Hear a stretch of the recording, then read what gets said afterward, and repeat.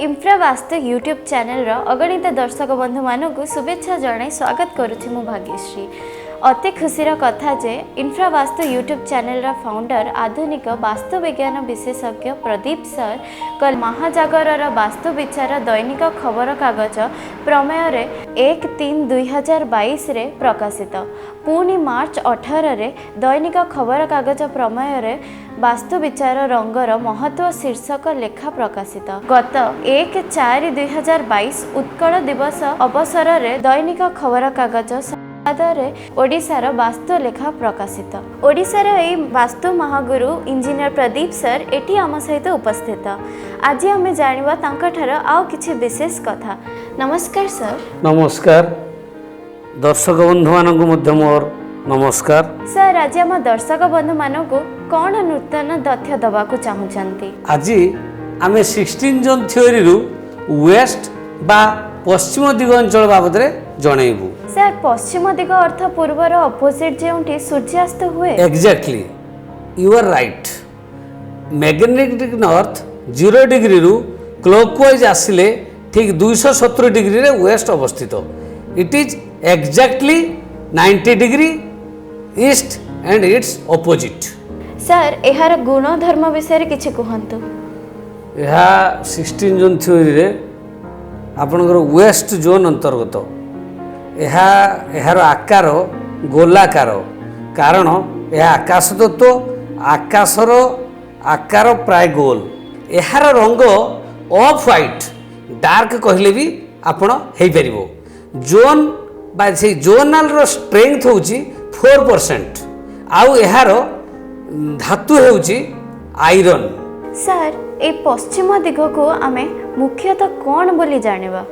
देखंतु एही पश्चिम दिग को आम वास्तुशास्त्र रे गेन एंड प्रॉफिट जोन कही था।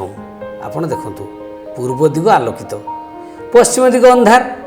तेणु अंधार बेले आमे दिन जाकर जो परिचर्या चली जाई थाए आमे लाभ क्षतिर हिसाब करू।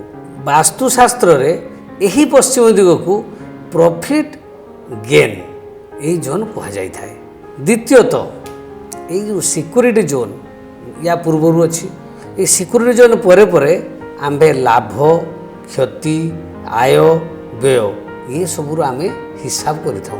अच्छा सर वास्तु हिसाब रे यार फायदाटा केमिति जानि पारिया? एई जगह रे बा एई जोन रे आमे डाइनिंग रूम करि परिबा, ड्राइंग रूम करि परिबा एवं एठी बहुत ता शुभ भी माना जाए।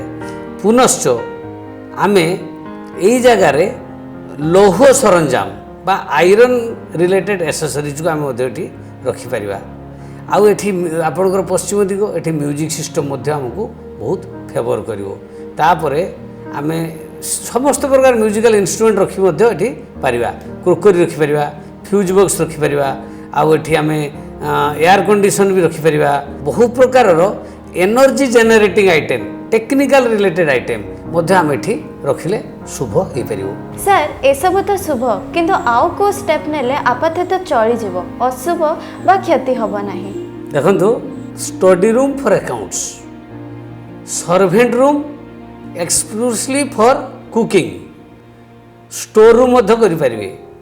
आपनकर जहाँ भी रखिबे जंक आइटम एठी किछि रखिबे नाही एवं पेट एनिमल्स बा गृहपालित प्राणी रखिपारे। आपण स्थल विशेष रे किचेन मध्य रखिपारे। एमिति कि बेडरूम मध्य एठी चलीजिवो। पुनश्च आपणकर कंप्यूटर बा शेयर ट्रेडिंग एठी करि परिबे। मेडिसिन रखिले मध्य एठी किछि असुविधा होबो नाही। आउ टीवी भी मध्य एठी देखि परिबे। ठीक अछि सर आउ को टाइप रो काम बा पदक्षेप नेले ए जोन रे क्षतिकारक बा डेंजरियस हबो? एटा शनि महाग्रहर क्षेत्र वैदिक शास्त्र हिसाब से कह जाए एवं एटा अंधकार जोन। तेणु पूर्व दिग जो आलोकित बा पूर्व दिगरे सूर्यंकर किरण रहुची तेणु पूर्व दिगरे सूर्य किरण समर्थित आपण जो जो काम करें पश्चिम दिगरे आउ ताहा करें कि? तेणु दिन रातिर जो विज्ञान तेणु ये दिन रातिर विज्ञान को देखिले आलोकित आ अंधार दीटा मान अपोजिशन। तेणु अंधार रे पूर्व दिगर काम भाया କ'ଣ ବିଜ୍ଞାନ ସମ୍ମତ ହେଇପାରିବ? ତେବେ ସାର୍ କେଉଁ ପ୍ରକାର କର୍ମ ବା ପରିବେଶ ଏଠି dangerous? Very simple. Water features, boring, security guard room, family lunch, puja room, ଆଉ ଆପଣଙ୍କର ସେପ୍ଟିକ୍ ଟ୍ୟାଙ୍କ, ଟଏଲେଟ୍, ଏ ସବୁ ଏଠି ପ୍ରୋହିବିଟେଡ୍। ଏଠି ଏଗୁଡ଼ା କିଛି ଚାଲିବ ନାହିଁ। ପୁନଶ୍ଚ ଯେଉଁ ଭ୍ୟାଲୁଏବୁଲ୍ ଆଇଟମ୍ସ, ଘର ହେଉ, ଫ୍ୟାକ୍ଟ୍ରି ହେଉ କି ମାଇନ୍ସ ହେଉ କି ଯେକୌଣସି କମର୍ସିଆଲ କମ୍ପ୍ଲେକ୍ସର ହେଉ, ଏ ଜାଗାରେ ଯେଉଁ ଭ୍ୟାଲୁଏବୁଲ୍ ଆଇଟମ୍ସ ଆପଣଙ୍କର କ୍ୟାସ୍ ହେଉ କି ଜୁଏଲାରୀ ହେଉ କିମ୍ବା ଇମ୍ପୋର୍ଟାଣ୍ଟ ଡକ୍ୟୁମେଣ୍ଟସ୍ ବା ପାର୍ଟସ୍ ହେଉ, ଏଗୁଡ଼ା ଏଠି ରହିପାରିବନି। ଆପଣଙ୍କର ୱାସିଂ ମେସିନ୍ କି ଧରନ୍ତୁ ଇନଭର୍ଟର ଆଉ ଆପଣଙ୍କର ୱାଟର ବୋରିଂ ଫିଚର୍ସ, ଏଇ ରିଲେଟେଡ୍ ସବୁ ଜିନିଷ ଏଠି ସମ୍ପୂର୍ଣ୍ଣ ପ୍ରକାର ଏଠି ବାରଣ। ଶେଷରେ ଆମ ଦର୍ଶକ ବନ୍ଧୁମାନେ ଏହା ଜାଣିବାକୁ ଚାହିଁବେ କି ଯଦି ବାସ୍ତୁ ବିଷୟରେ ଏହା ସନ୍ତୁଳିତ ନୁହଁ ତାହେଲେ ଏହାର ସମାଧାନ କ'ଣ? ଅଛି, ସମାଧାନ ଅଛି। ସେଥିପାଇଁ ଆମ ଇନଫ୍ରା ବାସ୍ତୁ ମଧ୍ୟ ଜନହିତକର କାମରେ ଆସିପାରିବ। ଆପଣ ଦେଖନ୍ତୁ, ଆମେ କୌଣସି ଗୋଟେ ନିର୍ଦ୍ଦିଷ୍ଟ କ୍ଷେତ୍ରର ଆମେ ଯେତେବେଳେ ବାସ୍ତୁ ଦେଖିବୁ ତା'ର 16 ଜୋନ୍କୁ ଟେଷ୍ଟ କରିବୁ, ଆମେ ତା'ର ବାର ଚାର୍ଟ ନେବୁ, କମ୍ପ୍ୟୁଟରାଇଜ୍ଡ ସମସ୍ତ ତଥ୍ୟ ବାହାର କରିବୁ। ତାପରେ ଆମେ ଯେଉଁଠି ବା ପଶ୍ଚିମ ଦିଗରେ କୌଣସି ଯଦି ଦିଗ ବା ଅଞ୍ଚଳ ଅସନ୍ତୁଳିତ ଥିବ ତାହେଲେ ଆମେ ତାକୁ ଟ୍ରିଟମେଣ୍ଟ କରିବୁ।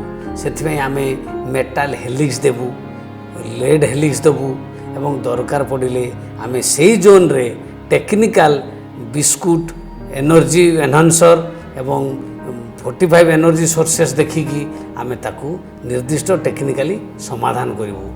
ଯାହାକି ପୃଥିବୀ ଘୂର୍ଣ୍ଣନ ଗତି ଅନୁଯାୟୀ ଯଦି ପଶ୍ଚିମ ଦିଗ ଅସନ୍ତୁଳିତ ଥିବ ତାହେଲେ ଟେକ୍ନିକାଲିଟି ଭାବରେ ବା ସାଇଣ୍ଟିଫିକ୍ ଉପଚାର ଅନୁଯାୟୀ ସେଇ ପଶ୍ଚିମ ଦିଗ ଆମକୁ ଯେଉଁ କ୍ଷତି କରୁଛି ଆମେ ତାହାର ନିରାକରଣ କରିବୁ।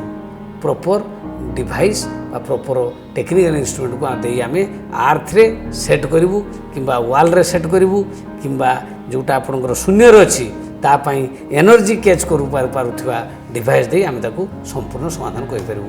ଏଗୁଡ଼ା ପୁରା ବୈଜ୍ଞାନିକ, ପୁରା ସାଇଣ୍ଟିଫିକ୍, ଏଥିରେ କୌଣସି ବି ସନ୍ଦେହ ନାହିଁ। ଧନ୍ୟବାଦ ସାର୍। ଆଜି ପାଇଁ ଏତିକି। ଯଦି ଆପଣମାନଙ୍କୁ ଆମ ପ୍ରୋଗ୍ରାମ ଭଲ ଲାଗିଥିବ ଦେନ୍ ଲାଇକ୍, ସେୟାର, ସବସ୍କ୍ରାଇବ୍ କରିବା ପାଇଁ ଭୁଲିବେନି ଆଉ ନିଜର ଓପିନିଅନ୍ କମେଣ୍ଟ ବକ୍ସରେ ଲେଖିବା ପାଇଁ ଭୁଲିବେନି। ଆଜି ପାଇଁ ଏତିକି। ନମସ୍କାର।